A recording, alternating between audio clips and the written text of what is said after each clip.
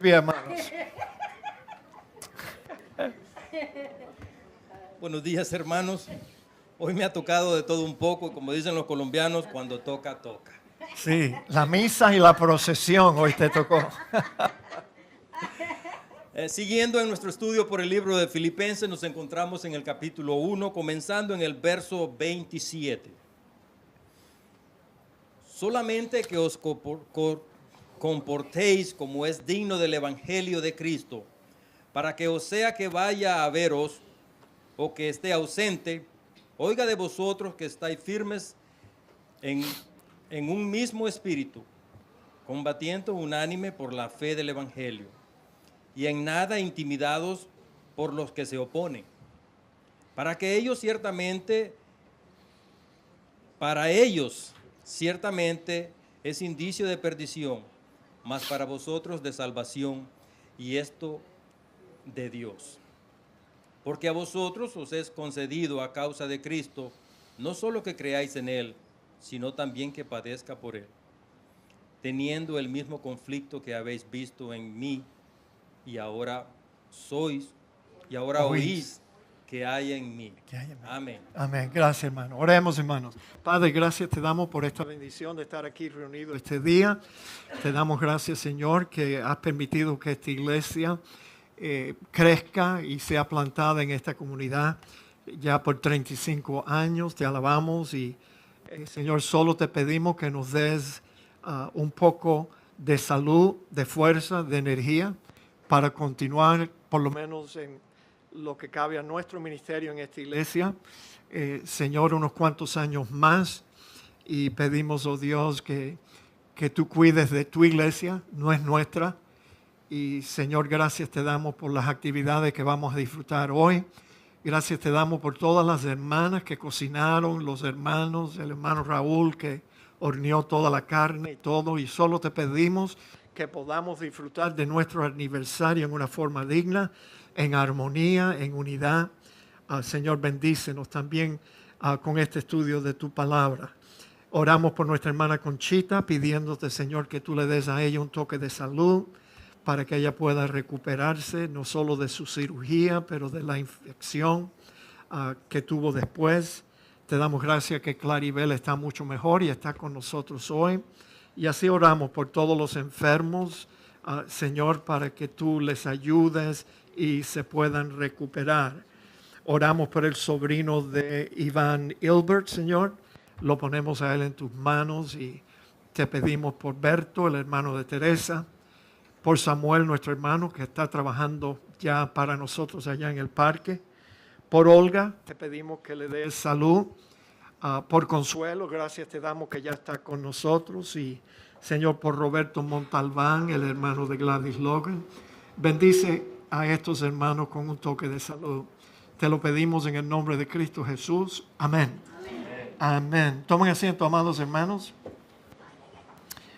Bueno, la primera cosa que yo iba a decir hoy es que hay como 10 o 12 hermanos allí en el parque preparando todo para que cuando nosotros lleguemos podamos sentarnos a comer. Y yo iba a excusarnos por las sillas vacías, pero la realidad es que no veo tantas sillas vacías. El domingo pasado tuvimos un overflow crowd, claro, domingo de resurrección. Tuvimos que poner sillas en los dos pasillos y la iglesia estaba llena. Damos gracias a Dios por esa bendición. Bueno, mis amados hermanos, el ministerio del apóstol Pablo se pudiera describir diciendo que él era un evangelista, un plantador de iglesias y un maestro por excelencia.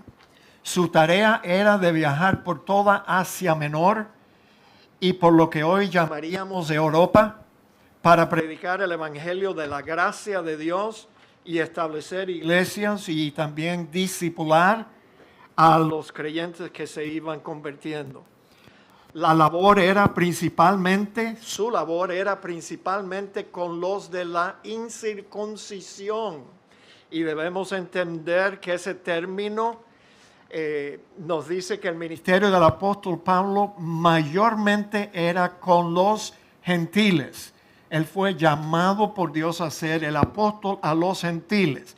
Pero eso no quiere decir que Pablo no se detenía en cada ciudad, en la sinagoga, y comenzaba su ministerio en esa ciudad, en cada ciudad, hablándole primero a los judíos, sus hermanos según la carne. Pudiéramos también explicar el ministerio del apóstol Pablo diciendo que él estaba ocupado cumpliendo con la gran comisión, algo que es el ministerio de todos nosotros. Todos nosotros tenemos la responsabilidad de cumplir con esta comisión. Por tanto, id y hacer discípulos. Los primeros verbos aquí en este versículo significa mientras que ustedes vayan. O sea, no tenemos que ir mientras que vamos. Debemos de hacer discípulos a todas las naciones. ¿Y cómo es que se hace un discípulo? Bueno, lo primero es que la persona tiene que escuchar el mensaje del Evangelio y tiene que aceptar a Cristo como Señor y Salvador de su vida, y así nos convertimos en discípulos de Cristo. Y después bautizándolos en el nombre del Padre, del Hijo y del Espíritu Santo, enseñándoles que guarden todas las cosas que os he mandado. Y aquí yo estoy con vosotros todos los días hasta el fin del mundo. El apóstol Pablo no bautizó a mucha gente, sino que él dejaba a sus ayudantes hacer los bautismos. Seguro que él tenía un propósito en no bautizar a la gente. Me imagino que él, siendo el hombre humilde que él era, no quería que nadie pusiera al nombre de Pablo una importancia sobre los otros cristianos que le acompañaban en su ministerio.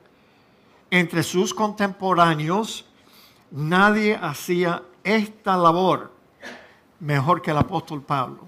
Él era un tremendo evangelista, un tremendo maestro, un tremendo autor, un discipulador por excelencia. La vida cristiana es muy hermosa, mis amados. Digan amén.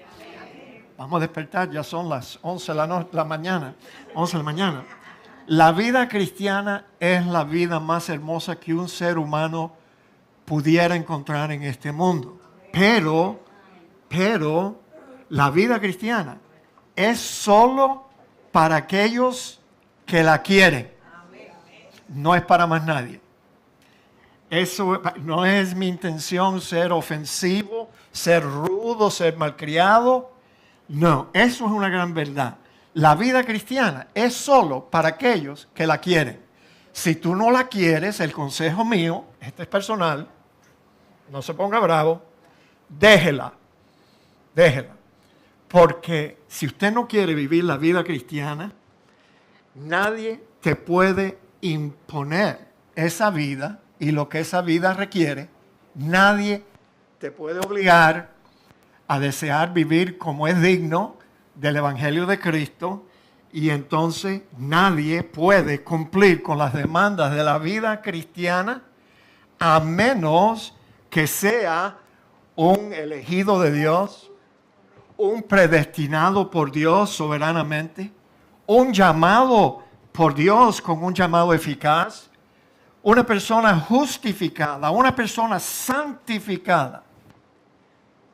Son los únicos que pueden realmente recibir esta vida y vivirla de acuerdo. Para poder vivir la vida cristiana como es digna, se requiere una experiencia de regeneración. Y nosotros no hacemos esa regeneración. Es la regeneración del Espíritu Santo.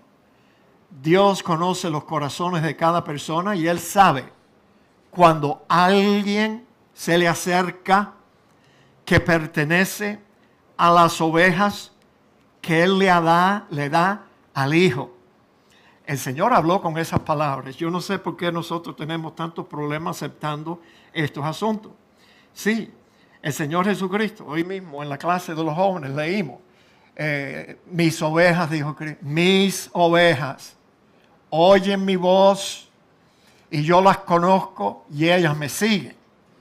Pero si tú no eres parte del redil del Señor, de las ovejas del Señor, tú vas a rechazar a Cristo. Y si te quedas en la iglesia, no vas a poder vivir la vida, no te vas a poder comportar como un cristiano auténtico. Es imposible. Gústenos a nosotros o no, el mensaje del Evangelio, de la gracia de Dios, es un mensaje exclusivo. Y es muy exclusivo. Porque nos presenta la puerta de salvación. Cristo es esa puerta, como vimos la semana pasada. Él es la puerta por la cual todos tenemos que entrar. O sea, no hay otro Salvador, no hay otro Mesías, no hay otro nombre bajo el cielo dado a los hombres en que podamos ser salvos.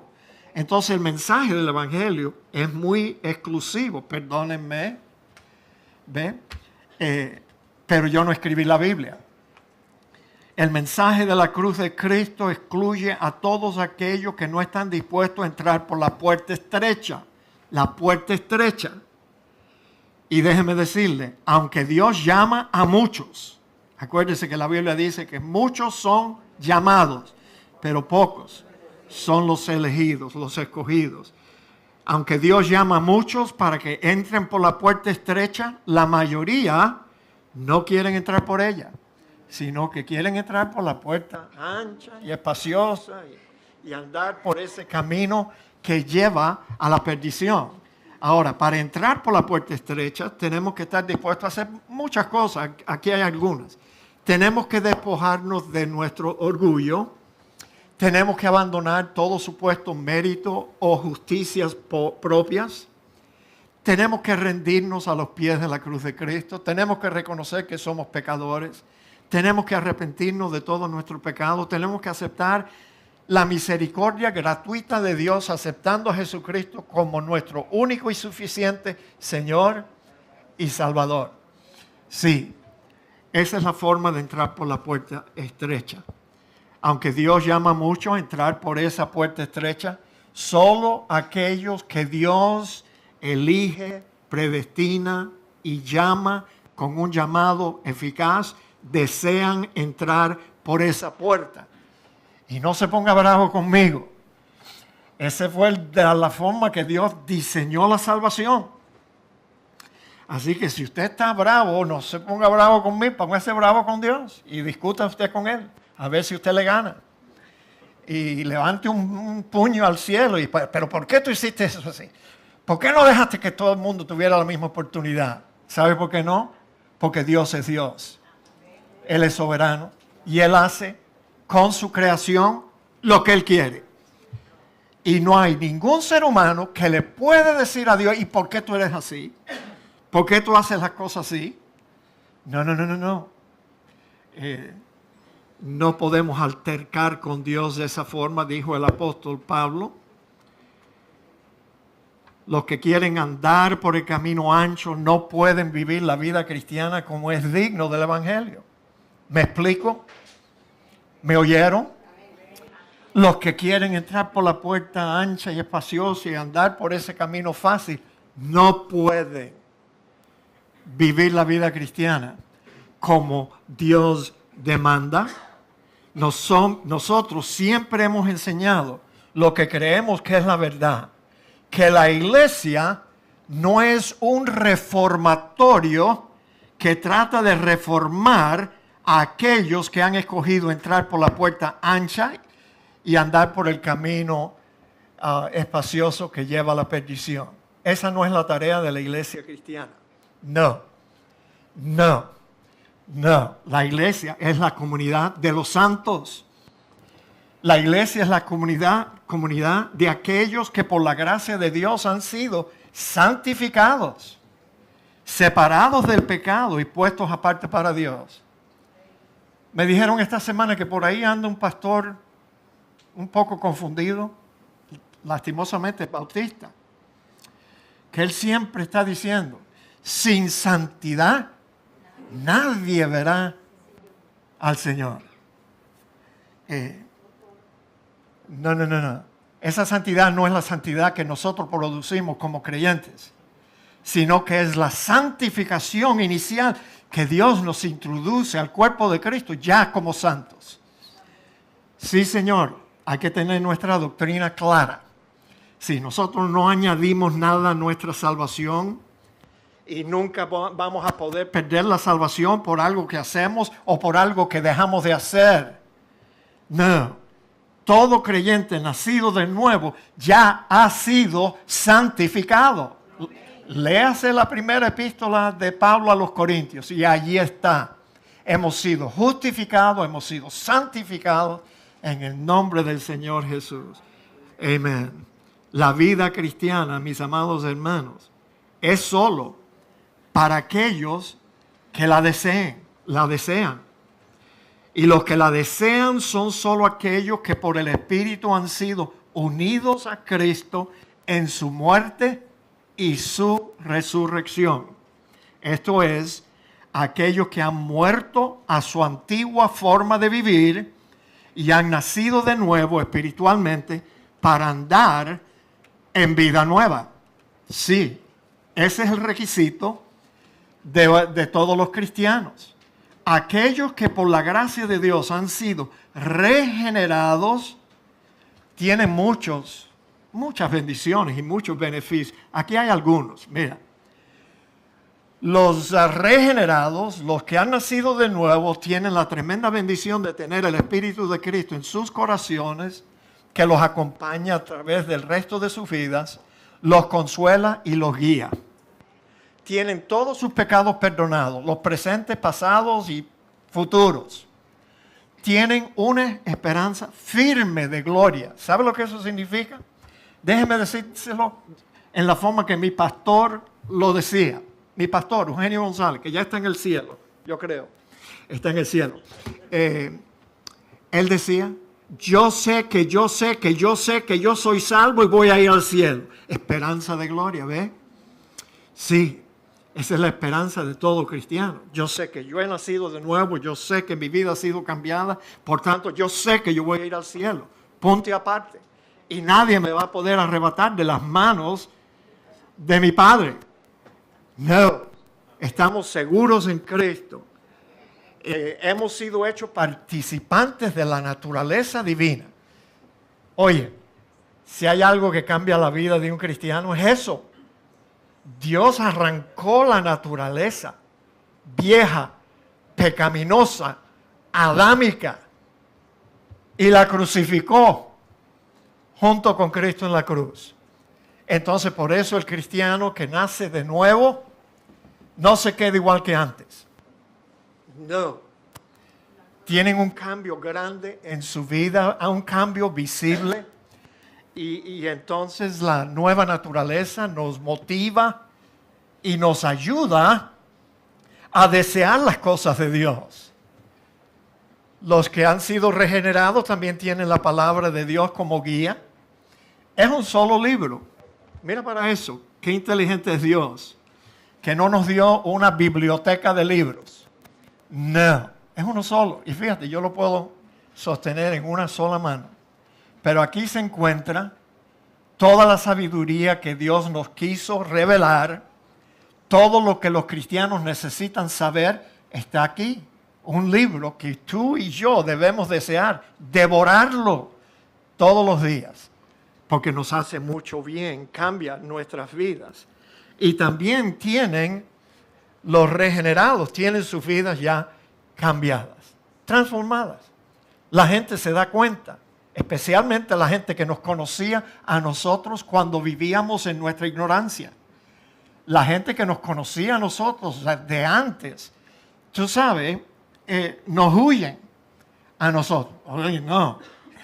¿Oíste que Pereda se ha convertido en un religioso? En un de esos aleluya person, de esos aleluya evangélico. Y la gente nos huye. Les dije la semana pasada lo que es verdad. Yo no pude retener ni un solo amigo que me conocía a mí antes de conocer a Cristo. Pero no me tengan lástima. Porque fíjense cuántos amigos yo tengo ahora. Buenos amigos. A mí, fíjate, mi buen amigo Domingo Arias, olvídate de ese nombre, hermana Marcy, le recomendó a Marcy nuestra iglesia porque ella vive aquí cerca y él está muy lejos, Marcy, muy lejos. Y entonces, pero hoy yo tengo verdadero amigo. Mira, Roy es mi amigo, a pesar de que Roy y yo peleamos acerca de todo. porque Roy es comunista y yo soy un hombre que le gusta la libertad. Roy una vez me dijo que si él se hubiera quedado en Cuba, él hubiera sido segundo en mando después de Fidel. Hasta hubiera sobrepasado a Raúl. Entonces he tenido que contender con Roy 35 años y todavía no lo he movido. Ya me dijo que va a votar por Bernie Sanders.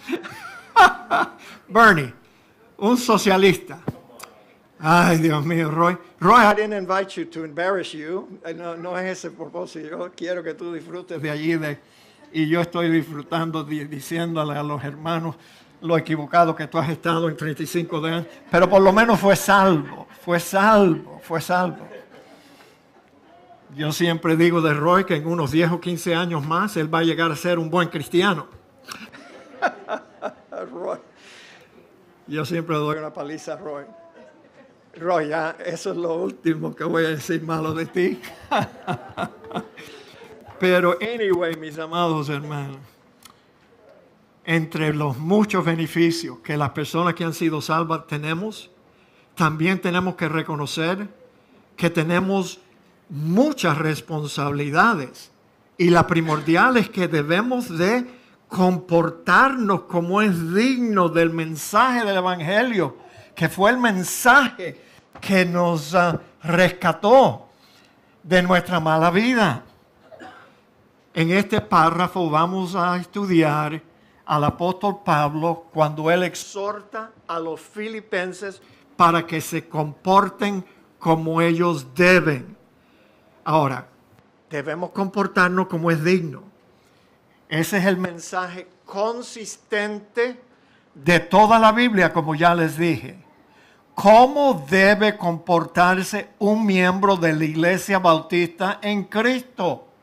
Ahora que tú eres un creyente salvo, nacido de nuevo, ¿cómo debes comportarte? Bueno, lo primero que Pablo les dice a los filipenses es que los exhorta a vivir una vida digna. Solamente que os comportéis como es digno del Evangelio de Cristo, para que sea que yo vaya a veros o que esté ausente, yo oiga de vosotros que estáis firmes en un mismo espíritu, combatiendo unánimes por la fe del Evangelio. Sería una ofensa al Evangelio de Cristo si un cristiano no vive de acuerdo con el valor del Evangelio que profesa haber recibido. Ahora, esta semana yo me puse bien triste, te digo, triste, pero yo creo que fue más mi enojo debo decir righteous indignation. ¿Cómo se dice eso en español? Indignación, justa. Cuando un amigo me confesó de que aquí mismo en la ciudad de Miami, dentro de los Bautistas del Sur, porque la intención mía no es de criticar a los Bautistas del Sur, hermano José. Yo soy uno de ellos. Pero, tú sabes, yo no me muevo entre los pentecostales, no, que Dios me libre. Yo no me muevo entre los carismáticos tampoco. No, yo solo conozco a los Bautistas del Sur.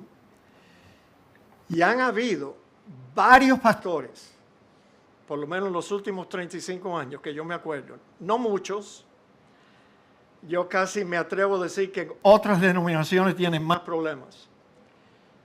Pero entre los Bautistas del Sur han habido varios pastores que han fracasado, que han cometido adulterio, fornicación, violación. Y que en este mismo momento hay dos que están viviendo así, pastores. Ahora, los cristianos, nosotros tenemos que afinar o estar bien claro en dónde está nuestra adoración y nuestra devoción. Un cristiano no debe adorar más a su pastor que a Cristo. No. Y cuando un pastor fracasa, muchas veces los cristianos ni siquiera saben qué hacer. Porque hay algunos pastores que son, vamos a decirlo así, no es mi intención ofender a nadie, que son unos sinvergüenza. Quieren vivir en fornicación y ellos piensan que no están haciendo nada malo. Increíble. La gente piensa que los pastores are to be held to a higher standard. Pero eso no es verdad. No. It's not a higher standard. Los pastores deben de vivir a la altura del mismo estándar que tienen que vivir todos los creyentes. Lo que se demanda de un pastor es que él sea un ejemplo para la grey. Y cuando un pastor cae en un pecado vergonzoso así, he's out. He's out.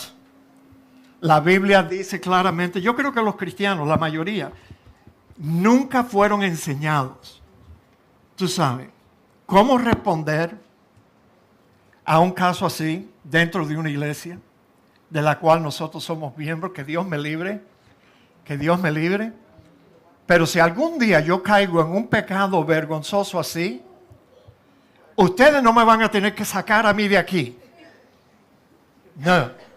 Yo voy a renunciar a mi ministerio dignamente y les voy a decir a ustedes, hermanos, les entrego la llave de la Iglesia Bautista en Cristo. Ya yo no puedo seguir ministrando, pastoreando. No way. Porque ¿con qué cara? ¿Con qué moral? ¿Con qué autoridad un pastor que está viviendo en fornicación, en adulterio, le puede predicar a los jóvenes de su iglesia, a los adultos, a los ancianos, a los retirados, a todos, de que ellos tienen que obedecer los mandamientos de Dios? No tiene moral, no tiene autoridad, no tiene nada. Ya lo echó todo a tierra. ¿Se acuerdan lo que Pablo aconsejó a los corintios con el cristiano? 1 Corintios capítulo 6. Léalo allá en su casa. Con un cristiano sin vergüenza, que aparentemente tuvo un padre sin vergüenza, que se casó con una mujer más sin vergüenza todavía, y ahora el hijo de ese padre estaba teniendo relaciones íntimas con la que había sido la mujer de su padre. No era su madre, ni madrastra tampoco. Era la mujer de su padre. Y el apóstol Pablo, déjenme leerles el pasaje porque esto es importante. Acuérdense que yo dije, yo no iba a predicar mucho tiempo hoy. Denme unos minutos para leerles ese tan importante pasaje. Es increíble. En el nombre de nuestro Señor Jesucristo, reunidos vosotros y mi espíritu, con el poder de nuestro Señor Jesucristo, el tal sea entregado a Satanás para destrucción de la carne, a fin de que su espíritu sea salvo en el día de Jesús. Fíjate, os he escrito por carta que no os juntéis con los fornicarios. No absolutamente con los fornicarios de este mundo, con los avaros, con los ladrones o con los idólatras, pues en tal caso os sería necesario salir del mundo. Entonces Pablo quería rectificar porque ellos se habían quedado con confusión. No, oye, para apartarnos de los fornicarios tuviéramos que cometer suicidio y abandonar este mundo. No lo estoy recomendando, pero así es como vive la gente que vive en el mundo. Pablo enfatiza, más bien os escribí que no os juntéis con ninguno que, llamándose hermano, fuera fornicario o avaro, idólatra, maldiciente o borracho, ladrón, con el tal ni aun comáis. La palabra de Dios no pudiera ser más claro. Ese es el estándar para todos los miembros de una congregación. Pero el pastor debe de dar ese ejemplo. delante de su congregación. Y cuando ya él no lo puede dar, él no debe quedarse pastoreando. No way. Digan amén. Así que yo espero que ustedes no sean como sucede en muchas ocasiones. Muchas ocasiones. El pastor comete un pecado vergonzoso, escandaloso. Y siempre hay algunos cristianos en la congregación que dicen, ay, pero la Biblia dice que debemos perdonarlo. Perdonarlo sí, pero freírlo en aceite después. Sí, vamos a perdonarlo, pero no lo vamos a retener. No, a un pastor que ya no tiene un testimonio de integridad. No, él tiene que buscar otro tipo de empleo. Maybe he can work for Uber or Lyft or whatever. Pero cuando el pastor pierde, tú sabes, su integridad, ya no puede continuar. Pero vuelvo y repito, los cristianos tenemos que decidir, ¿adoramos más a nuestro pastor o al Cristo que nos rescató? No. Y la tristeza es que tenemos dos pastores bautistas que no solamente están viviendo en fornicación, no están arrepentidos. Y tratan de justificar su mal ejemplo, mala vida. No, vuelvo y repito, que Dios no lo quiera, que Dios nos guarde de cometer tal error, porque todos podemos caer, todos. El que piensa que está firme, mire que no caiga. Entonces todos podemos caer. Pero si algún día yo fracaso a los miembros de esta iglesia de esa forma, yo espero que ustedes me echen de aquí con cariño. No se tienen que poner bravos, pero me saquen del ministerio, mis amados hermanos. Y como ya dije una vez, lo voy a volver a repetir. Ustedes no me van a tener que hacer eso conmigo. Yo mismo voy a renunciar.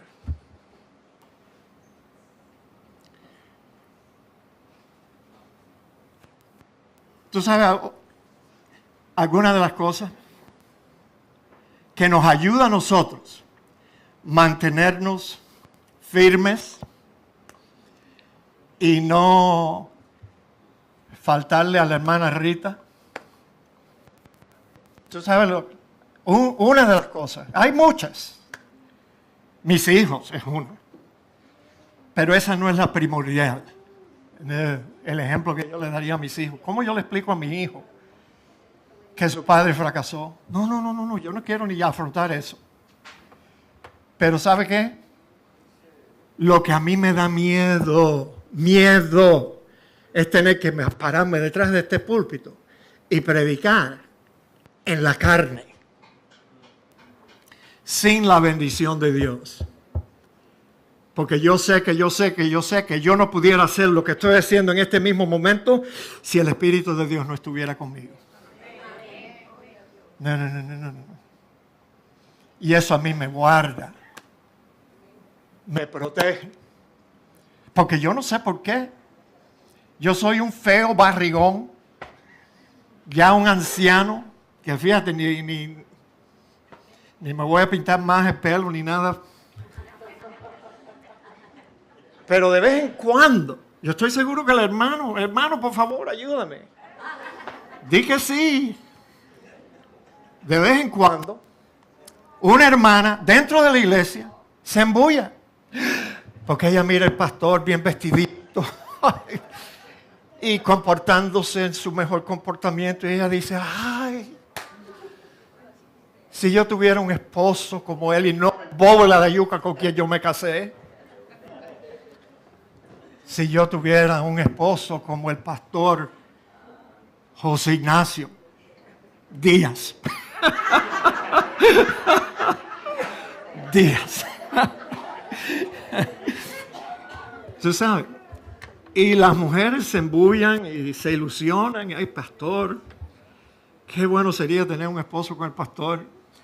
Hermana, si algún día te cruza a ti por la mente algo así, por favor, habla con la hermana Rita y ella te va a quitar esa bobería. Para que tú veas que yo no soy la mejor cosa que se inventó después del pan en lasca. No. Pero qué tristeza que los pastores, tú sabes lo que alguien me dijo un día, y no es que el pastor es la cabeza, el pastor no es la cabeza de la iglesia, no, pero pudiéramos decir que el pastor es un líder principal en una iglesia. Y alguien me dijo a mí, cuando la cabeza está enferma, el resto del cuerpo está enfermo también. Y eso sí yo lo creo que es verdad. Un pastor no se puede apartar de las demandas de la vida cristiana. No puede. Y esperar que Dios va a bendecir su ministerio después que él comete una falta vergonzosa. Así, no hay forma de justificar pecado en la vida de ningún cristiano. Y este es el mensaje consistente de toda la Biblia. Fíjense cuántas veces es mencionado en el libro de Efesios. Yo pues, preso en el Señor, os ruego que andéis como es digno de la vocación con que fuisteis llamados. En Efesios capítulo 5, versículo 1 al 5, fíjate qué claro es la palabra de Dios. Sed pues imitadores de Dios como hijos amados y andar en amor como también Cristo nos amó y se entregó a sí mismo por nosotros. Ofrenda y sacrificio a Dios en olor fragante. Hace unas semanas atrás estudiamos ese pasaje. Escuchen ahora. Pero fornicación y toda inmundicia o avaricia ni aun se nombre entre vosotros como conviene a santos. Ni siquiera una sola vez. Ni palabras deshonestas, ni necedades, ni tronerías que no convienen, sino antes bien acciones de gracia. Porque sabéis esto, que ningún fornicario, o inmundo, o avaro, que es idólatra, tiene herencia en el reino de Cristo y de Dios. No, las personas que viven así, en ese desenfreno de vida, ponen en tela de duda su profesión de fe. No van a entrar porque nunca estaban dentro. Fíjense cuántas veces el apóstol Pablo habla de lo mismo, viviendo como es digno. Por los demás, hermanos, os rogamos y exhortamos en el Señor Jesús, que de la manera que aprendisteis de nosotros, cómo os conviene conduciros y agradar a Dios, así abundéis más y más. Porque ya sabéis qué instrucciones dimos, etcétera, etcétera, etcétera. Lee el pasaje luego más tarde en su casa para avanzar. Ahora el apóstol Pablo nos da una exhortación a la unidad. Pero noten esto, casi siempre que el apóstol Pablo exhorta a los creyentes a vivir una vida cristiana como debemos, les habla de evitar los pecados de inmoralidad sexual. Ese pecado siempre está at the top of the list. No hay forma de excusarlo. No hay forma de justificarlo. No hay forma, mis amados hermanos. Lo triste del caso es que hoy en día no se ve mucha diferencia entre los inconversos y las personas que profesan ser cristianos. Una exhortación a la unidad. Solamente que os comportéis como es digno del Evangelio de Cristo, para que sea que vaya a veros o que esté ausente, oiga de vosotros que estáis firmes en un mismo espíritu, combatiendo unánimes por la fe del Evangelio. Aquí en Filipenses, Pablo exhorta a los creyentes a que se comporten como es digno del Evangelio, en una forma consistente. No solo cuando él estaba presente con ellos, sino cuando estaba ausente. La misma regla para todos los tiempos, mis amados.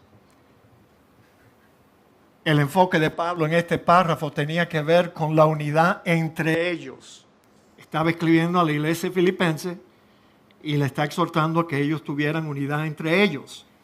O sea, Pablo estaba enfocando la clase de comportamiento que debe existir en las relaciones entre los que profesan ser cristianos. El deseo de Pablo es saber que los filipenses estaban unidos en devoción y en propósito.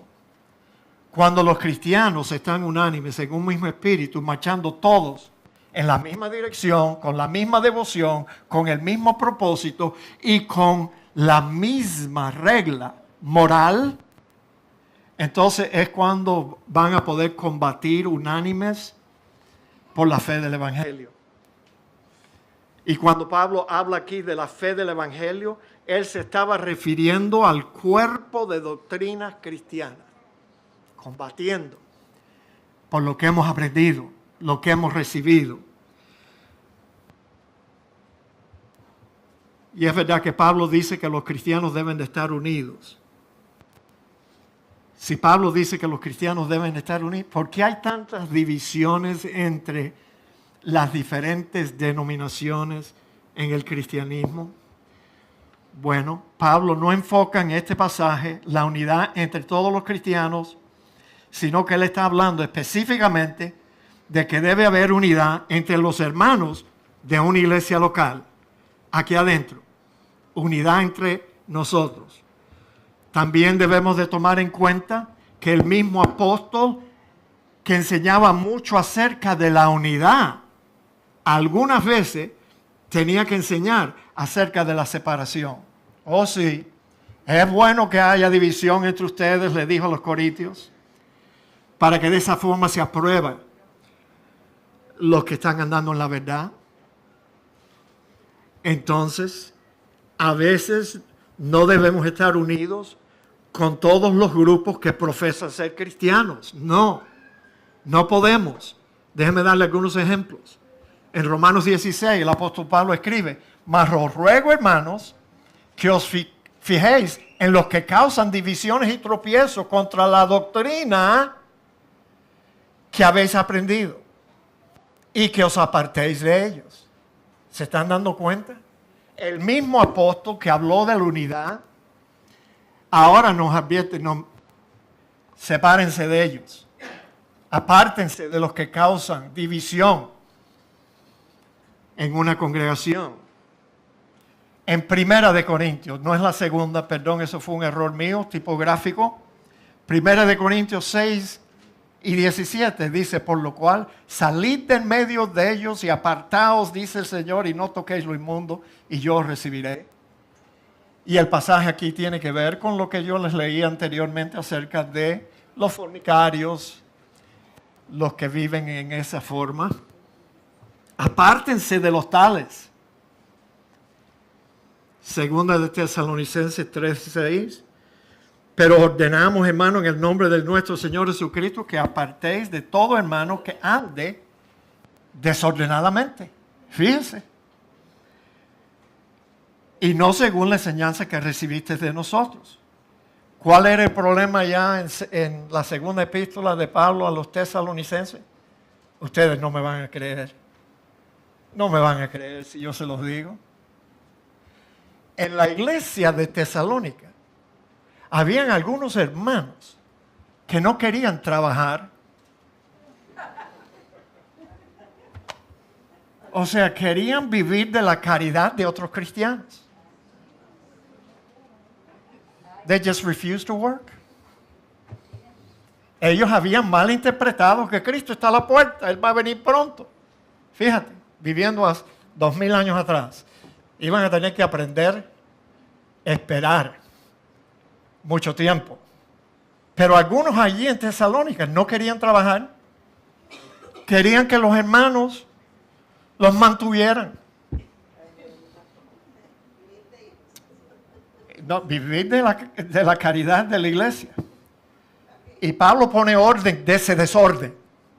Y les dijo: el que no quiera trabajar, que tampoco coma. Y tú vas a ver cómo él se motiva.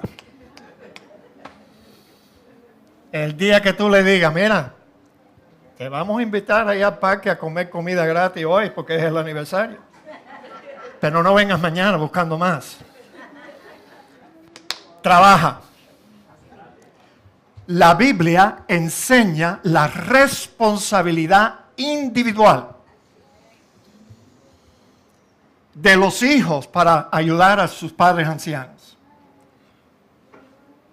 Ayudar a las viudas para que no sean una carga sobre la iglesia. La Biblia enseña, no, oye, el Señor Jesucristo no era un socialista, Roy. Yo sé que ya yo iba a decir que no te iba a tirar otra piedra. No. No. El socialismo no es lo que la Biblia enseña.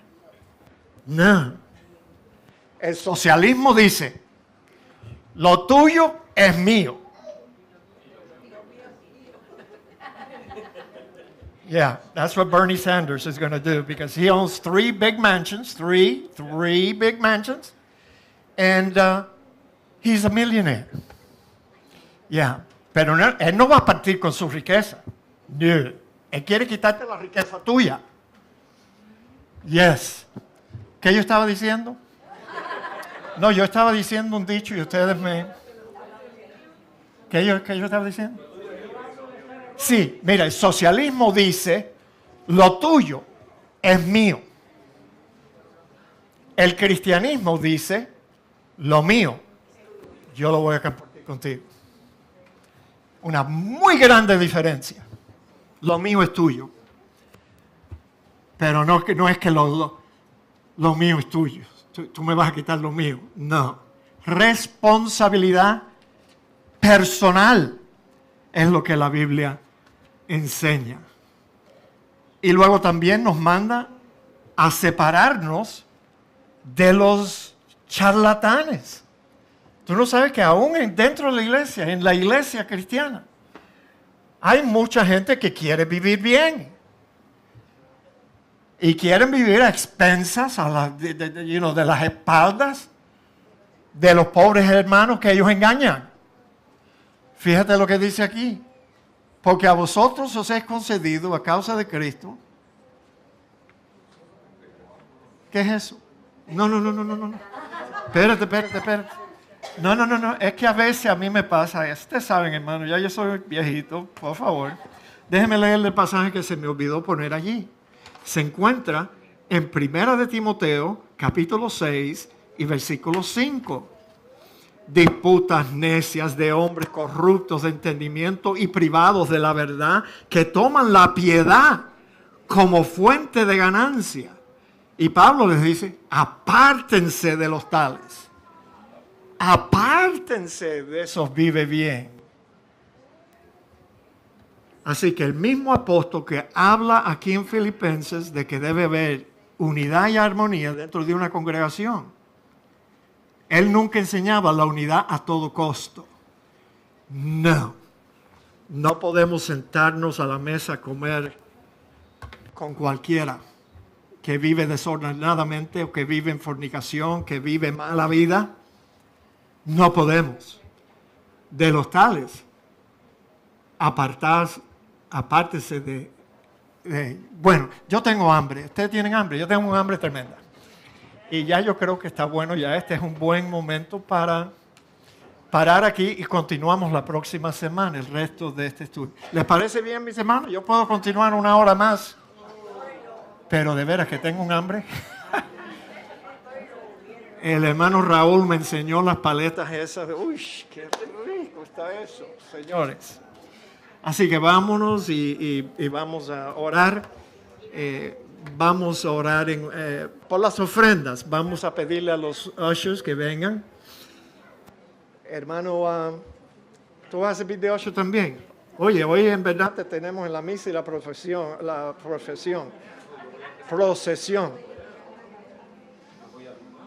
Ah, ok, good.